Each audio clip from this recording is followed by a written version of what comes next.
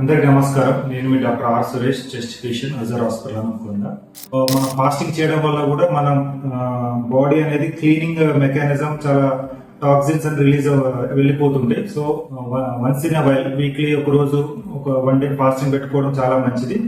అది కాకపోతే daily intermediate fasting చేయడం వల్ల ఇంకా మంచిది. ఇంటర్మీడియట్ ఫాస్టింగ్ అంటే నథింగ్ బట్ మనం డిన్నర్ అర్లీ క్లోజ్ చేసుకొని 6-7 లోపు 7 నుంచి మార్నింగ్ టిఫిన్ అయ్యే 9 వరకు మనం ఎటువంటి ఆహారం కానీ ఎక్సెప్ట్ వాటర్ ఏమి తీసుకోకూడదు. దీన్ని మనం ఇంటర్మీడియట్ ఫాస్టింగ్ అవుతుంది.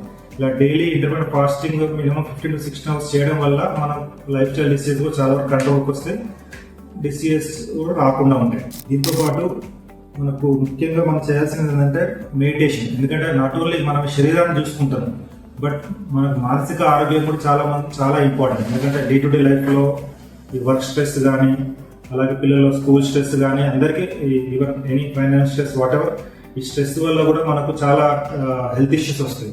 సో కాబట్టి మన మైండ్ని కూడా డెఫినెట్గా ప్రతిరోజు పట్టించుకోవాలి. ఎలాగైతే మన బాడీకి మంచి ఫుడ్ అండ్ ఫిజికల్ యాక్టివిటీ ఇస్తామో, దాంతోపాటు మనం ఈ మెడిటేషన్ అనేది కంపల్సరీ చేయాలి రోజు ఒక 1/2 hour. దాంతోపాటు ఒక పాజిటివ్ బుక్, మోటివేషన్ బుక్ చదవండి. మార్నింగ్ లేసినాక ఒక 1/2 hour, అలాగే నైట్ పడుతుంది ఒక 1/2 hour. వీటితో పాటు ముఖ్యంగా కొన్ని చెప్పాలనుకుంటున్నా, ఏవైతే మనము చేయకూడదు.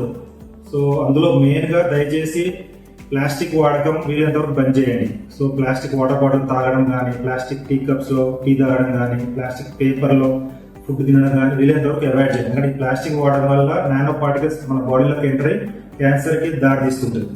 దీంతో పాటు వీలైనంత వరకు hotel food, restaurant food avoid చేయండి. అందులో చాలా అడిటివ్స్ యాడ్ చేయడం, ఫుడ్ కలర్స్ యాడ్ చేయడం వల్ల కూడా క్యాన్సర్ దారితీస్తున్నాయి. సో దయచేసి హోటల్ ఫుడ్ అవాయిడ్ చేయండి. స్మోకింగ్ కానీ, ఆల్కహాల్ కానీ కంప్లీట్గా అవాయిడ్ చేస్తే మనం ఎన్నో రకాల జబ్బుల నుంచి మనం సేవ్ అవుతుంటాం.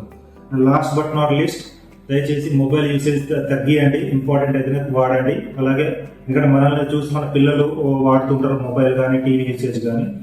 సో ఇవి నా యొక్క సూచనలు, సలహాలు. Thank you so much.